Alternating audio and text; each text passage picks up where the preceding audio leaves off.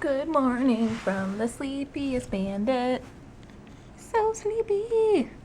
You like to sleep with your head on a guitar. Hermione's like, I'll just sleep up here like people. So sleepy. So I'm waiting for the video to export and I see this link. Is this the scariest movie of the year? And I like scary movies, of course. So I clicked on it, which brought up the Conjuring trailer, which I've seen before, but not this like extended trailer.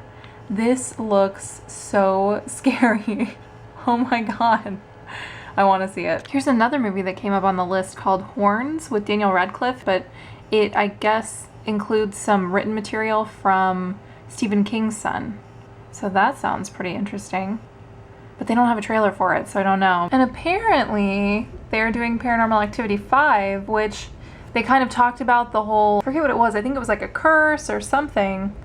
But that's pretty, I want to see the trailer for that. Like, I'm still interested in Paranormal Activity. I know a lot of people aren't, but I am. Here's something interesting. Alfred Hitchcock did the voiceover work for the Jaws ride, and he was paid $1 million. That is really interesting. I had no idea. This is like a ghost. That's scary. That was an audible captcha. Yeah. Audible captcha. That was the scariest thing ever in the whole world. Good Thursday afternoon, everybody. I gotta get a haircut. Let's do that. Yeah, what do you think? This is like new fashion, huh? No? We shouldn't try to sell this on like the runways of Paris or Milan. He looks so crazy. We don't have like an actual cover thing for when you like cut hair. Sorry, I was just like focused in on your nips. So we're using a trash bag. It's very uncomfortable. Well, sorry. I'm gonna give you a haircut and I just vacuumed this whole floor yesterday.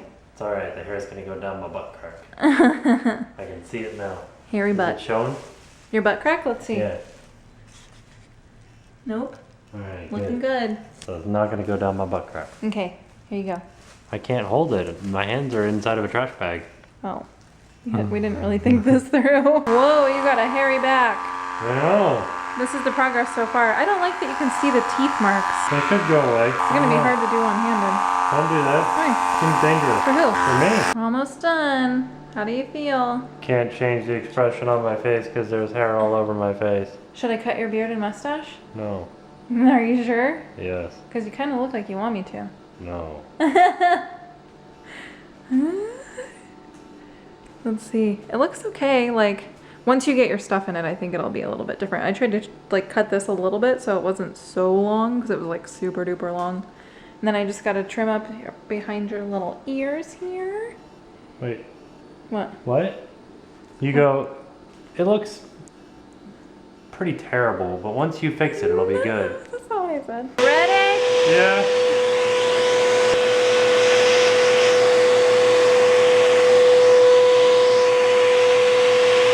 Can you vacuum out my hair?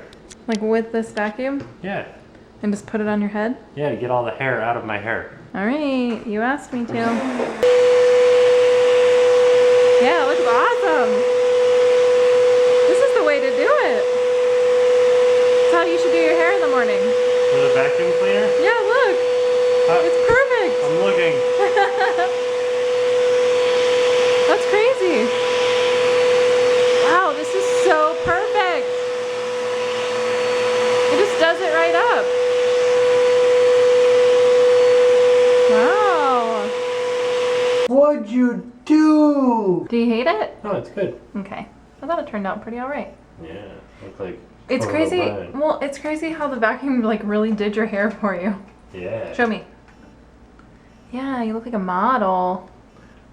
You look like the ridiculously photogenic sailor guy. Oh yeah, that guy. Yeah. You guys want to see my armpit hair blowing in the wind? To make you guys feel awkward?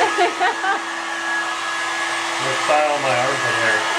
I didn't have a free hand to show you, but I tried to braid Tim's armpit hair. Yeah, look at that. That tickles so bad.